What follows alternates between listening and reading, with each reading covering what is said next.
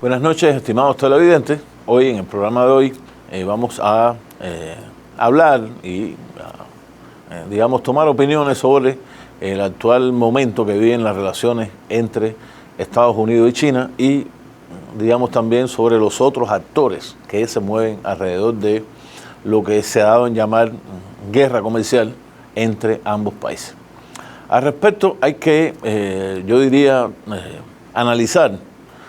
tanto desde el punto de vista de Estados Unidos como de China, el tema de los actores. Yo creo que en el caso de China es evidente que desde el año 2017, cuando Trump toma la posesión del gobierno, han habido cambios en el gabinete, cambios realmente destacados, sobre todo en el gabinete de Relaciones Exteriores, y que tiene que ver con la Secretaría de Seguridad Nacional, cuando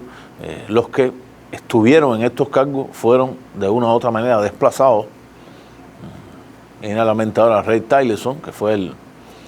secretario de Estado, primer secretario de Estado, un hombre con unas amplias relaciones con Trump, incluso con relaciones que había tenido anteriores con Rusia, por haber sido uno de los principales,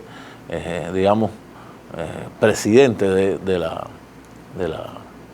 la Exxon, que tiene relaciones con la extracción de petróleo, relaciones con Rusia de manera general. Este personaje fue desplazado, asume el poder en la Secretaría de Estado, el que hasta ese momento había sido el jefe de la Agencia Central de Inteligencia, Mike Pompeo, y Mike Pompeo a la vez trae con él al Departamento de Estado a dos figuras, Elliot Abrams y Michael Bolton, dos figuras que vienen de las administraciones de los Bush, considerados dos halcones en la política estadounidense, y de una u otra manera prácticamente hacen un giro en la política estadounidense, un giro que habría que verlo como de un primer momento que había sido tratar de llegar a un acuerdo con China relacionado a las relaciones comerciales entre ambos países, a otro momento de un enfrentamiento directo con China. Un enfrentamiento que se agudiza en los últimos, prácticamente los últimos días, cuando el presidente Trump incluye a la compañía tecnológica más grande de China, la Huawei, en compañías con las cuales ninguna compañía estadounidense debe comerciar, y lógicamente incluye presiones hacia otras compañías europeas, asiáticas, que puedan tener una relación directa con Huawei. Ese es el último caso, pero realmente no es el único. Hay que recordar que días antes la administración Trump había finalmente elevado los aranceles a los productos chinos en un 20%, lo cual afectaba ventas de China en los Estados Unidos en un % de $200.000, $200.000 millones. Estamos hablando de una cifra realmente extremadamente elevada, una cifra geométrica, con lo cual a la vez China respondió elevando también los aranceles entre a $60.000 millones, y en esta relación uno vería, bueno, es que los chinos quieren mantener o llegar a un acuerdo con los Estados Unidos, y por eso en los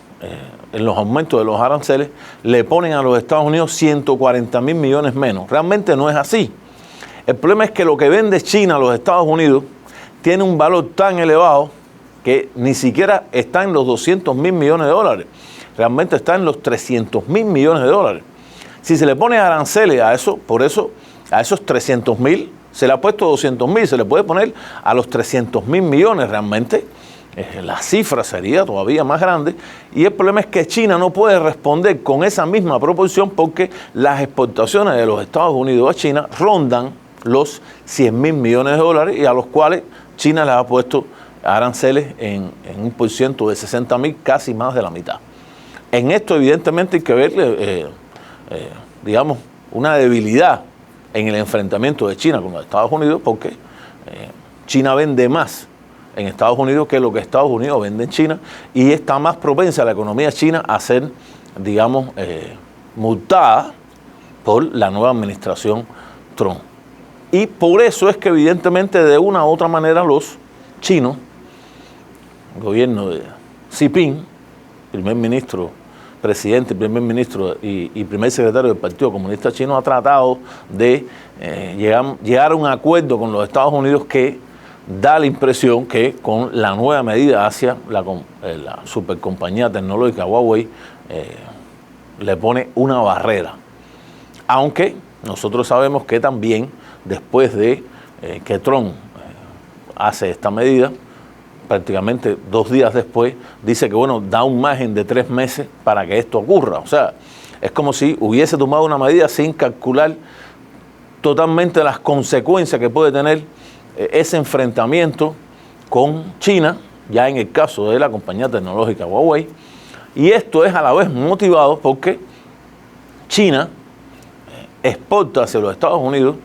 el 80% de lo que se llama materiales raros, o sea, o tierras raras, materiales que son de un, digamos, determinante uso en los celulares.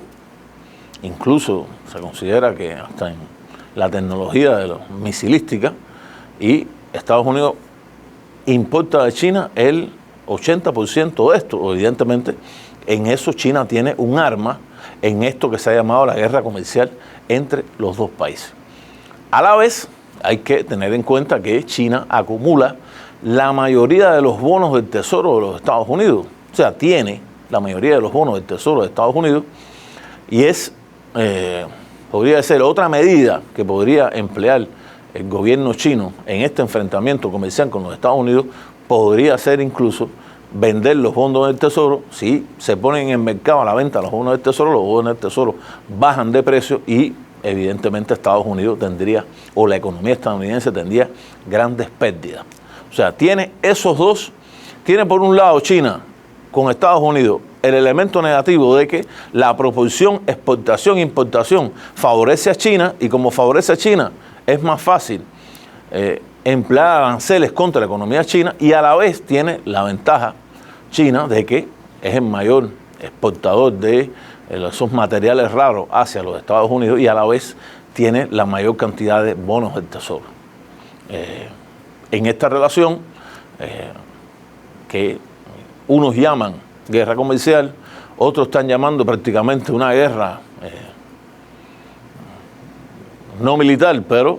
que podría inscribirse en algo parecido a lo que fue en la época de la Unión Soviética, una guerra fría, o sea, una guerra, un enfrentamiento, que en ese caso fue un enfrentamiento ideológico entre la Unión Soviética y los Estados Unidos, como cabeza de los dos grandes bloques del pasado siglo XX, o sea, el bloque occidental y el bloque oriental o comunista.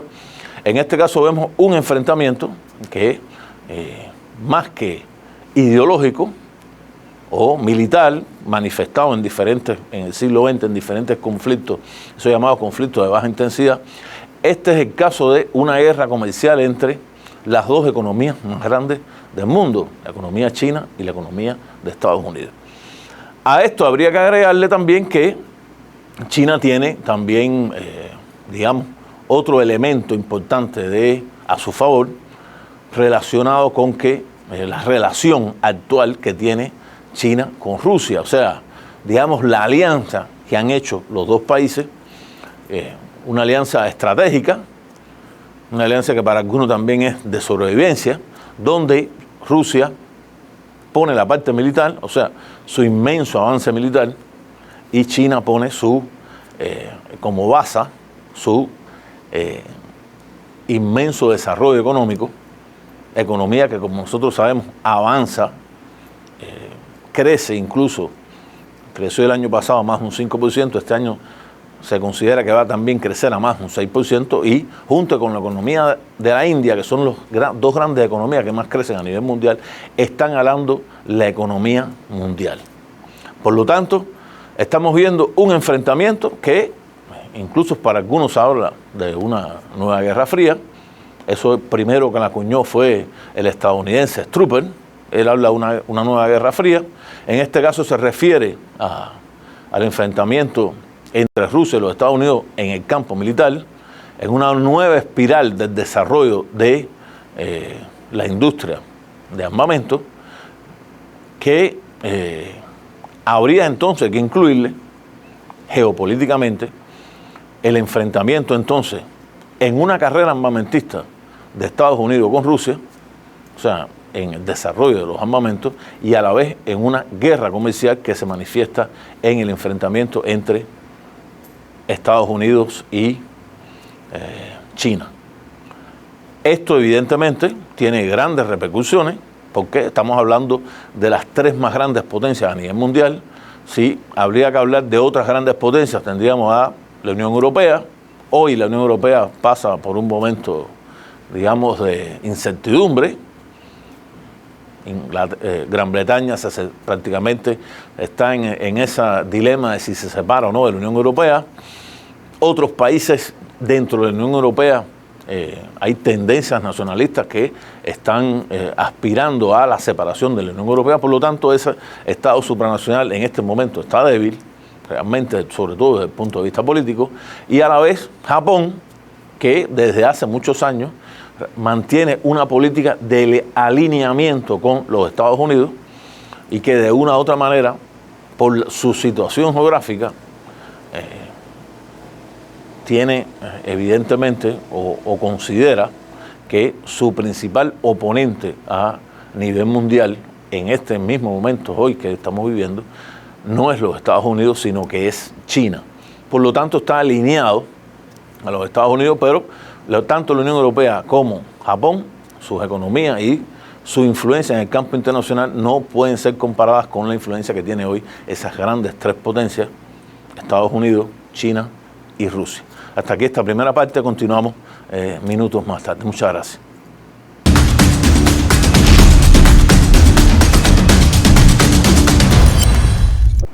Continuando la parte anterior,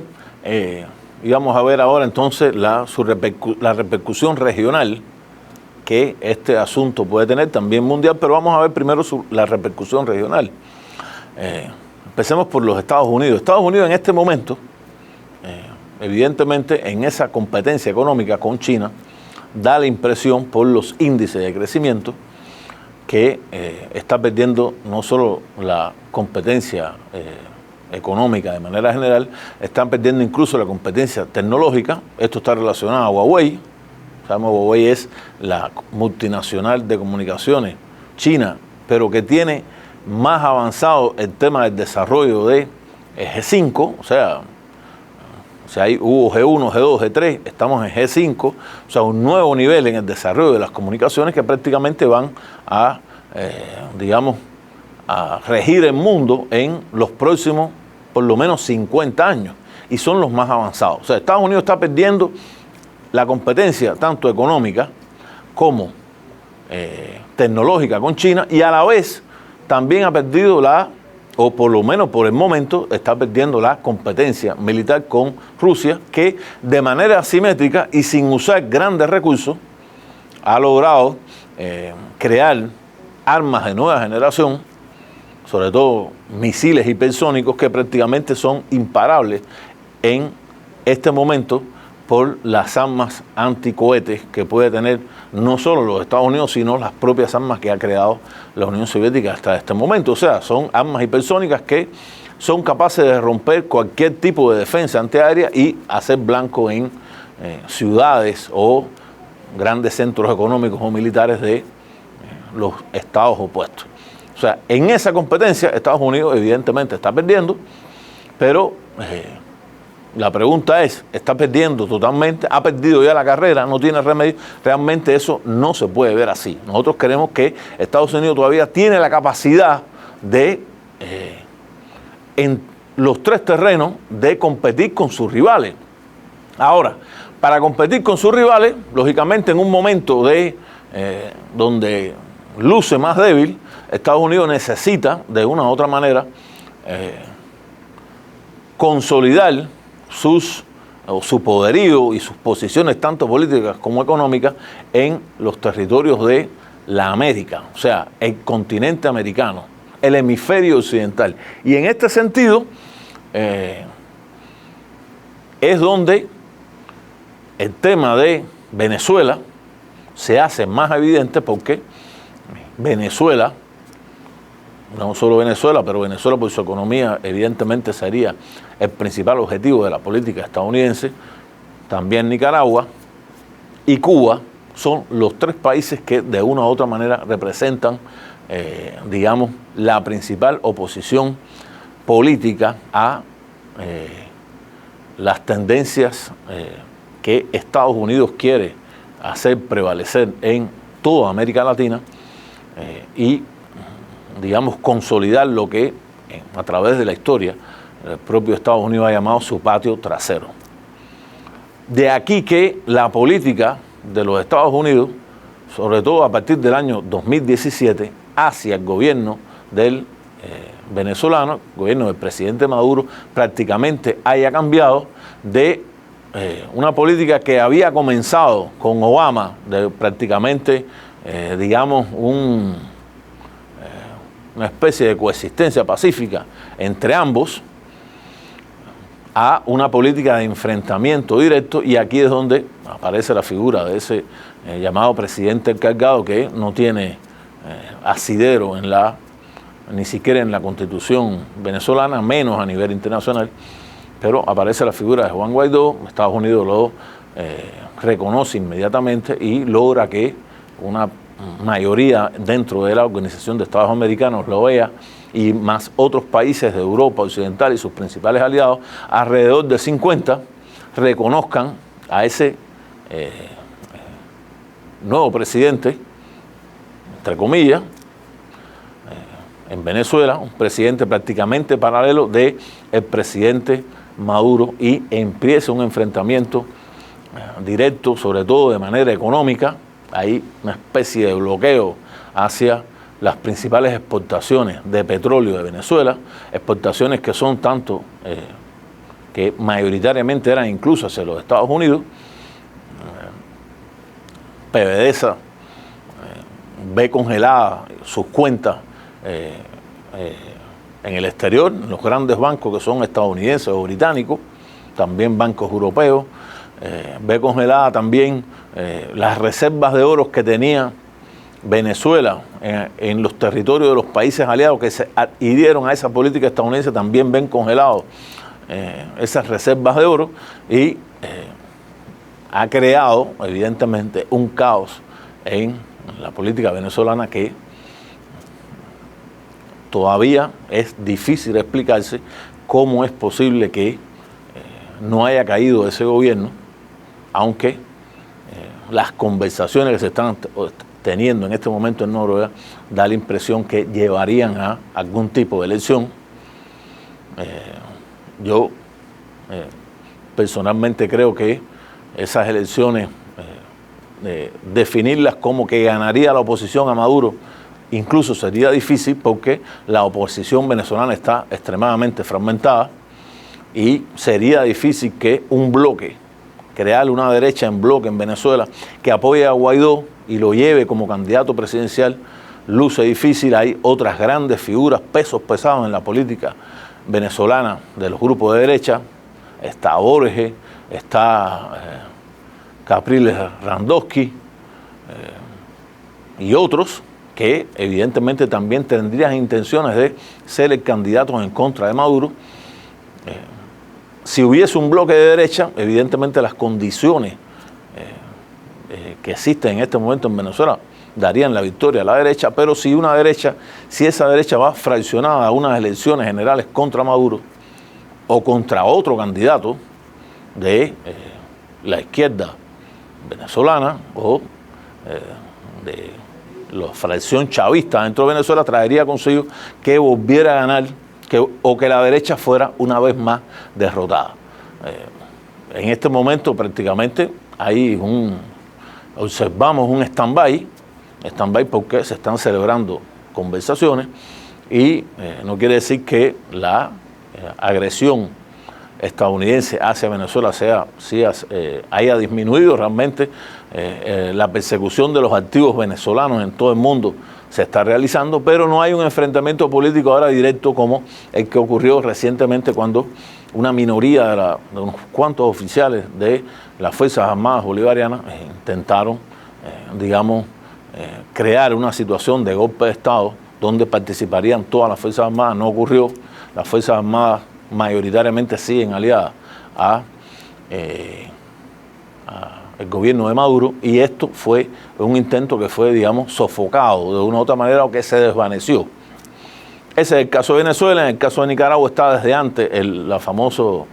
Acta nicaragüense, o sea, donde también se empieza de una u otra manera a bloquear los activos nicaragüenses, impedir que haya nuevas inversiones de capital extranjero en Nicaragua, y en el caso de Cuba se ve en la implementación del capítulo 3 de la ley Helms-Burton en la política estadounidense. Capítulo 3, que lo que de manera general plantea es que cualquiera que sea estadounidense o se haya hecho estadounidense puede en las Cortes de Estados Unidos presentar una demanda contra el gobierno cubano por propiedades confiscadas. Bolton dice otras cosas más, prácticamente crearía de Cuba un protectorado de Estados Unidos, pero son las tres políticas más agudizadas con Venezuela y en menor medida con Nicaragua y Cuba, como ya planteamos, ya los tres, factores principales de la oposición a la política estadounidense en América Latina. ¿Cómo juega aquí la política o la geopolítica internacional? Rusia, sobre todo Rusia, también China tiene grandes inversiones en Venezuela. En el caso de Rusia, grandes inversiones en armamentos que se le vendió desde la época de Chávez al gobierno venezolano. Se calcula que está en alrededor de los 10.000 millones de dólares. También hay inversiones chinas,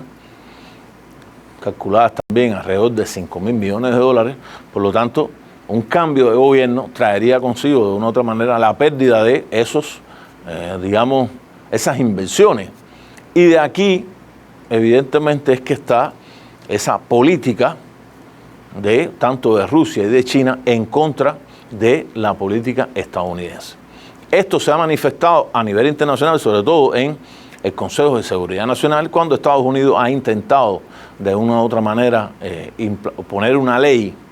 que prácticamente haga del gobierno venezolano un estado paria del sistema de relaciones internacionales. El veto de Rusia y de China ha sido factor decisivo en que esto no ocurra.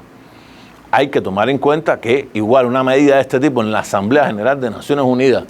no funcionaría, porque el gobierno de Guaidó, o ese gobierno entre comillas, o ese presidente encargado entre comillas, lo respaldan algo más de 50 países, pero las Naciones Unidas tienen más de 200 países, o sea, realmente es menos de un tercio el que respalda al gobierno que es opuesto a Maduro. Por lo tanto, Estados Unidos no tiene mayoría